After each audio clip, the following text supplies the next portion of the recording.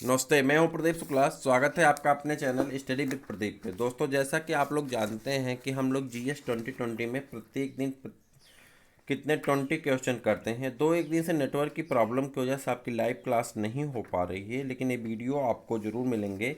Recording video है, जैसे networking problem से सॉल्व हो जाती है हम आपको लाइव वीडियो फिर 5:30 पर इसकी लाइव वीडियो होती है, हम आपको प्रदान कर देंगे।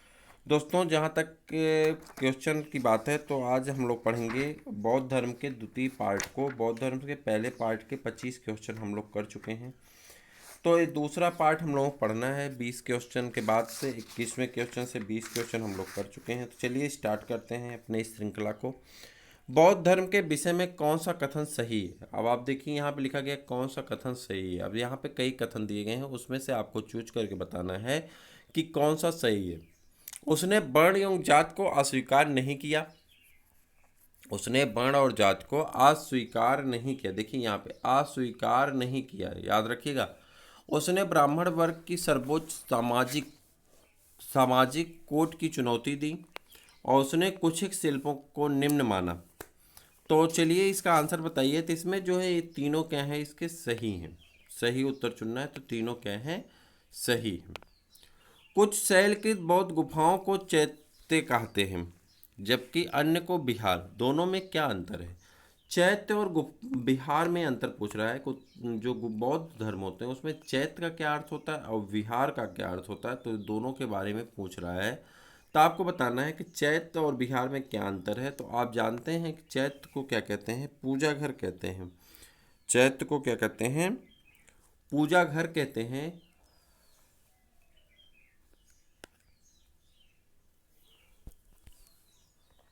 चैत्य को क्या कहते हैं, पूजा स्थल या पूजा घर कहते हैं, जबकि बिहार को बौद्ध भिक्षुओं का निवास घर कहते हैं। बौद्ध गौतम बुद्ध के बारे में निम्न में क्या सत्य है। कह रहा है गौतम बुद्ध के बारे में बताना है क्या सत्य है। वे कर्म में विश्वास करते थे, आत्मा का शरीर में परिवर्तन मानते थे, निर्वाण प्राप्ति में विश्वास करते थे, ईश्वर की सत्ता में विश्वास करते थे। तो आपको बताना किस में विश्वास करते थे। तो इनका आंसर देना आपको, किस में विश्वास करते थे। तो वो विश्वास करते थे इन सभी में, यानी तीनों में। वे कर्म में विश्वास करते थे, आत्मा का शरीर में परिवर्तन मानते थे और निर्वाण प्राप्ति में विश्वास करते थे। आगे बढ़ते हैं। अगला प्रश्न आपका, निम्नलिखित में से कौन सा एक बौद्ध मत में निर्माण की अवधारणा को सर्वश्रेष्ठ व्याख्या करता है। कह रहा है कौन सा ऐसा है जो बौद्ध धर्म के निर्माण की अवधारणा का सर्वश्रेष्ठ व्याख्या करता है। तो उसको बारे में आपको बताना है।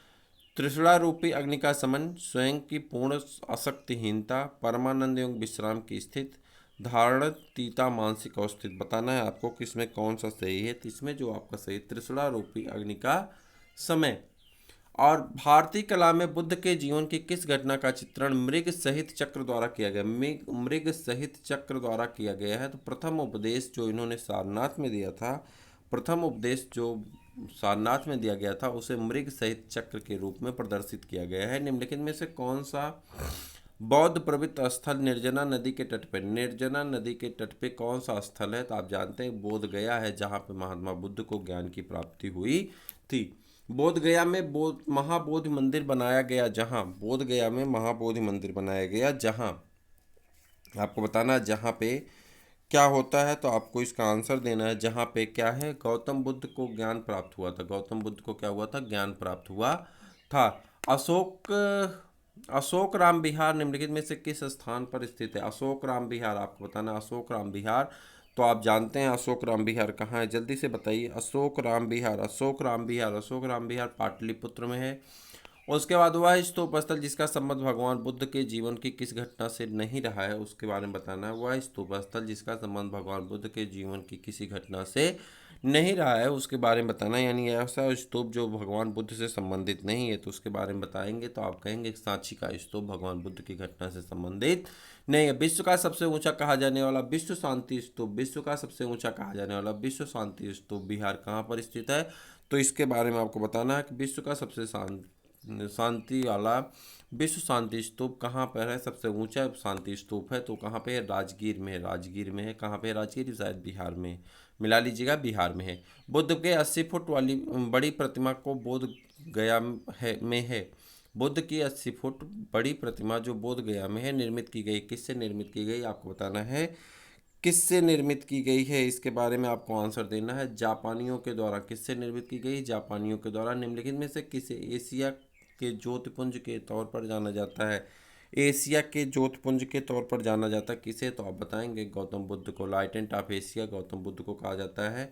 और गौतम बुद्ध को एक देवता का स्थान किस राजा के युग में प्राप्त हुआ? कह रहा है किस राजा के युग में गौतम बुद्ध को एक देवता का स्थान प्राप्त हो गया, इसके बारे में आपको बताना है। गौतम बुद्ध को एक राजा का स्थान किस राजा एक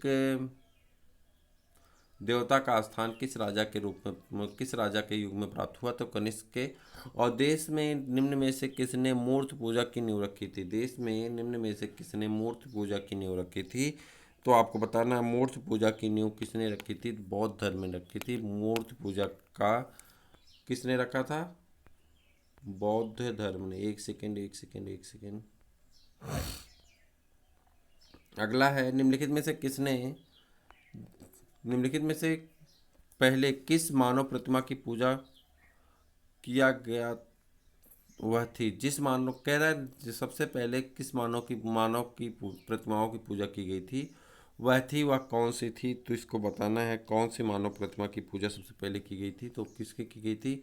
बुद्ध जी की गई थी। खड़ी की गई प्रतिमा निम्न में से किस काल में बनाई गई? बुद्ध की खड़ी की गई प्रतिमा किस काल में बनाएगी? तो आपको बताना बुद्ध की खड़ी की गई प्रतिमा किस काल में बनाएगी? कुषाण काल में। किस काल में? कुषाण काल में। और 6ठी सदी में नालंदा विश्वविद्यालय के कुलपति धर्मपाल कहाँ के निवासी थे? 6ठी सदी में नालंदा विश्वविद्यालय के कुलपति धर्मपाल कहाँ के निवासी थे? आपको बताना कहाँ के निवासी थे। तो कांची के निवासी थे। कहाँ के निवासी थे? कांची के निवासी थे। भगवान बुद्ध की प्रतिमा कभी कभी एक हस्त मुद्रा युक्त दिखाई देती है, जिसमें भूम स्पर्श मुद्रा कहा जाता है, जिसे भूम स्पर्श मुद्रा कहा जाता है। वह किसका प्रतीक है? तो आपको बताना है कि वह किसका प्रतीक है। तो इसके बारे में आपको बताना है कि वह किसका प्रतीक है। मार्ग के प्रलोभनों के बावजूद अपनी शुचिता और शुद्धता के साक्षी होने के लिए बुद्ध का धरती को आह्वान है। मार्ग के प्रलोभन के बावजूद शुचिता और शुद्धता के साक्षी होने के लिए बुद्ध का पृथ्वी को आह्वान है। और बौद्ध धर्म के विस्तार के कारणों में सम्मिलित थे। बौद्ध धर्म के विस्तार के कारणों में सम्मिलित थे। धर्म की सादगी, दलितों के लिए विशेष अपील, धर्म की मिशनरी भावना, स्थानीय भाषा का प्रयोग, दार्शनिकों द्वारा वैदिक भावनाओं की सुदृढ़ता। तो आपको बताना है कि निम्न में से कौन सा सही है। तो जल्दी से बताइए कौन सा सही है निम्न में। तो निम्न में जो सही है वो है फर्स्ट, सेकेंड, थर्ड और फोर्थ। ये 4 सही हैं, 5वां आपका सही नहीं। आगे बढ़ते हैं। प्राचीन भारत में बौद्ध मठों में पर पावरन नामक समारोह आयोजित किया गया था। जो है पावरन नामक आयोजित किया गया था, जो है कहाँ पे है इसके बारे में आपको बताना है। जो है जल्दी बताइए जो क्या है। वर्षा ऋतु के दौरान मठों में प्रवास के समय भिक्षुओं द्वारा अपराधों की स्वीकृति का अवसर होता है। वर्षा ऋतु में के दौरान मठों के प्रवासों के समय भिक्षुकों के अपराधों की स्वीकृति का समय होता है या अवसर होता है। इसी को क्या कहते हैं? पावरन नामक समारोह कहते हैं। तो उम्मीद है कि सभी क्वेश्चंस आपको पसंद आए होंगे। फिर हम लोग मिलते हैं किसी और वीडियो में, तब तक के लिए इजाज़त दीजिए। जय